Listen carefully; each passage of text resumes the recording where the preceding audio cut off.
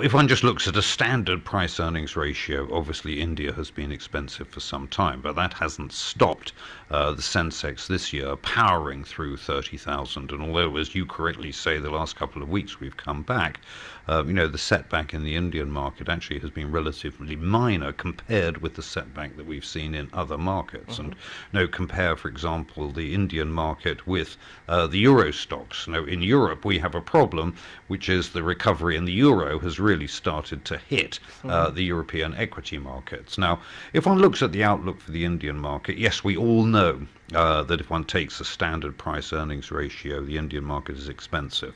But we've got an economy where growth from a poor last quarter is now recovering.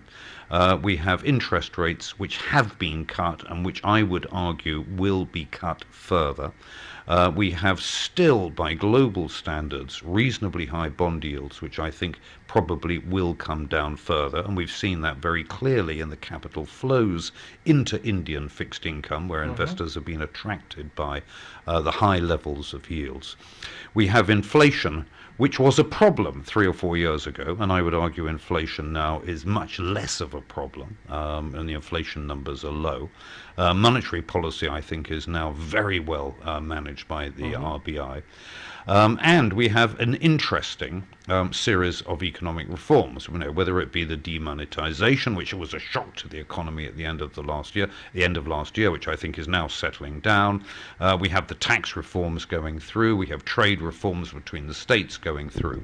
And all of that longer term should benefit growth, but more importantly, should benefit earnings. And I think one of the themes, if we look at price earnings ratio, whereas in America, I am concerned about earnings having peaked in the last quarter, and I think now they will probably decelerate.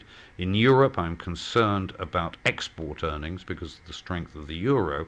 In India, in fact, I think particularly if one looks at the consumer sector and sectors around the consumer, the outlook for earnings actually is quite positive. So I think, in fact, with earnings expansion, we should see India perform reasonably well. Now, having said that, that PE ratio, investors are concerned.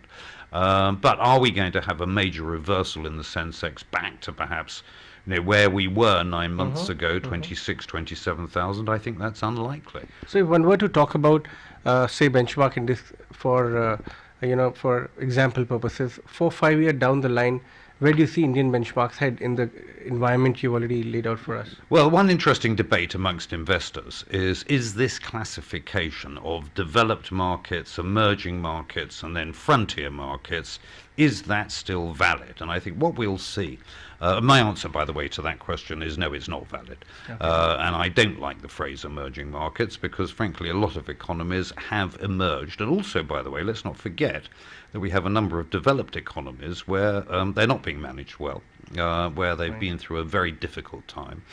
Greece obviously stands out as a prime example of where we've had extremely difficult economic management for the last 10 years.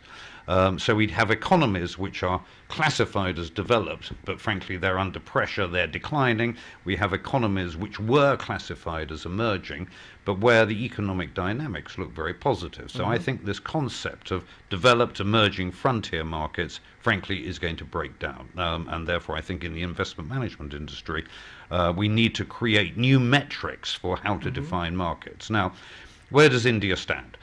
India, over the next 5-10 years, as a very large population, a very large economy, a rapidly growing economy, and I think an easy forecast to make is that India will probably have one of the fastest rates of growth of any major economy over the next 5 years. And certainly I think Indian growth will outpace Chinese growth over the next 5 years. So on that basis, one has to challenge, is India an emerging economy? Now my answer is it is transitioning out of being an emerging economy into certainly a member of the developed nations, and and as a result, it's not surprising India, quite rightly, is an active member of G20, and that's absolutely correct.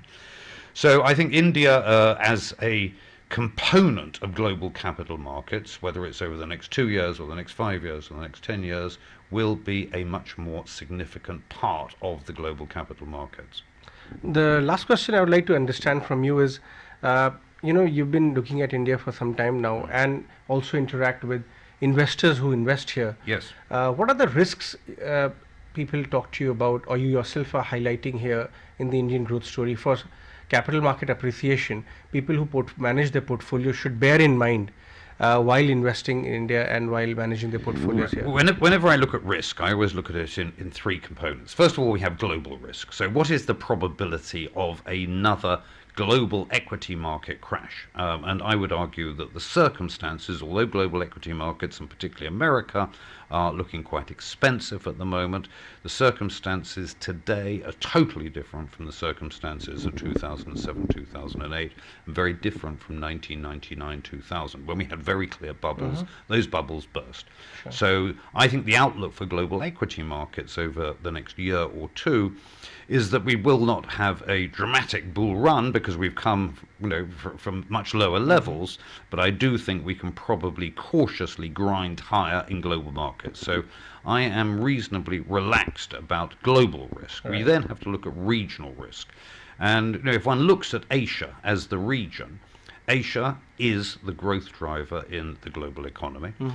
Look at the growth rates, not just of India, but Southeast Asia, North Asia, and compare them with Latin America, compare them, let's say, with Central and Eastern Europe, Russia, compare them with the Middle East, the oil-based economies. So the outlook for regional growth in Asia is very positive. One then comes back to India specific.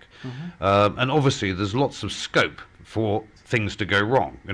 Is there going to be political risk, whether it be domestically or whether it be the relationship between India and its partners? And I'm very pleased to say that the recent dispute between India and China on the border now seems to have calmed down. I hope that that will stay calm, because obviously, if that flares up again, that's going to upset investors. So I hope that political domestic risk and regional risk will remain calm.